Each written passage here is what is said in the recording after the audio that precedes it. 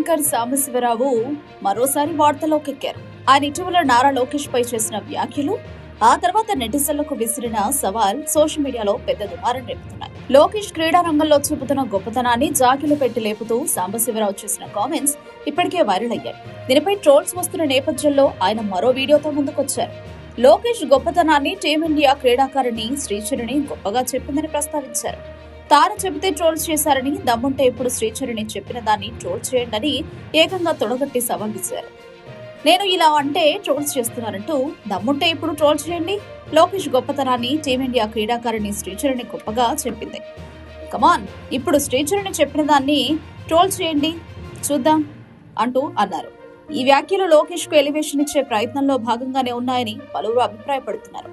లోకేష్ పట్ల ఆయనకున్న అభిమానాన్ని వ్యక్తం చేస్తూనే తనను ట్రోల్ చేసే నెటిజన్లను ఉద్దేశించి ఈ సవాల్ చేసినట్టు తెలుస్తోంది. సాంబశివరావు చేసిన ఈ సవాల్ను నెటిజన్లు తేలికగా తీసుకోలేదు.